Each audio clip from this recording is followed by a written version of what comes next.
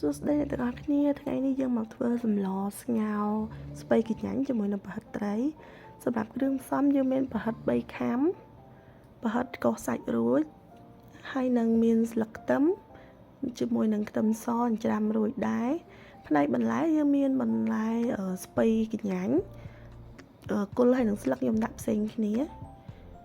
អូខេអញ្ចឹងយើងមកវាយប្រហិតសិនដើម្បីឲ្យវាស្វិតបន្តិចអូខេអញ្ចឹងប្រហិតខ្ញុំវាយឲ្យវាស្វិតយើងវាយវាបែបហ្នឹងមក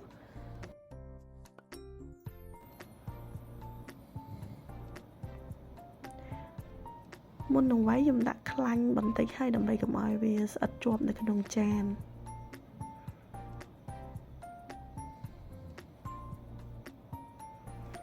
អូខេឥឡូវយើងមកលាយគ្រឿងក្នុងសាច់ប្រហិតយើងមានម្រេចបន្តិចហើយខ្ញុំដាក់ប្រេងខ្យងបន្តិចដែរហើយជាមួយនឹងម្សៅរ៉ូឌីកន្លះចុងស្លាបព្រាអូខេហើយខ្ញុំដាក់ខ្ទឹមសបន្តិចដើម្បីកាត់ឆ្អាបហើយឥឡូវនេះយើងវាយវាចូលគ្នាមក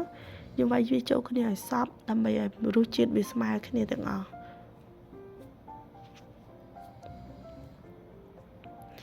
ឥឡូវយើងចូលមកធ្វើសម្លខ្ញុំដាក់ខ្ទះឡើងហើយខ្ញុំចាក់ប្រេងឆាបន្តិចឲ្យវាក្តៅហើយខ្ញុំម្លិញខ្ទឹម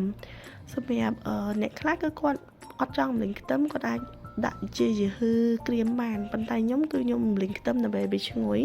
ឥឡូវវាឈ្ងុយខ្ញុំដាក់ទឹកចូលហើយយើងដាក់ទឹកឲ្យពុះ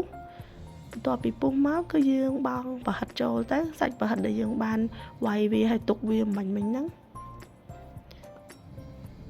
យើងដាក់ចូលវាម្ដងមួយបែបហ្នឹងទៅរួចហើយយើងទុកវាឲ្យពុះបន្ទាប់មកទៀតយើងលាយគ្រឿងខ្ញុំដាក់ទឹកត្រី2ស្លាបព្រាមានប្រេងខ្យងកន្លះស្លាបព្រា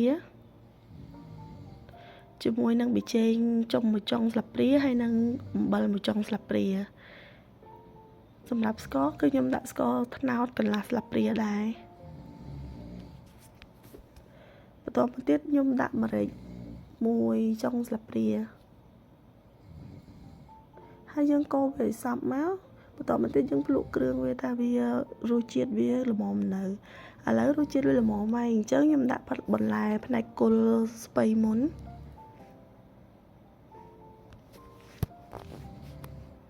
បន្ទាប់មកខ្ញុំគ្របវាទុកឲ្យពុះរួចហើយចាំខ្ញុំដាក់ស្លឹកវាចូលម្ដងសម្រាប់ស្លឹកយើងដាក់វាចូលហើយយើងទុកវាមួយពពុះដូចគ្នារួចហើយយើងដួសដាក់ចានប៉ុណ្ណឹងគឺរួចរាល់ហើយសម្លរបស់យើង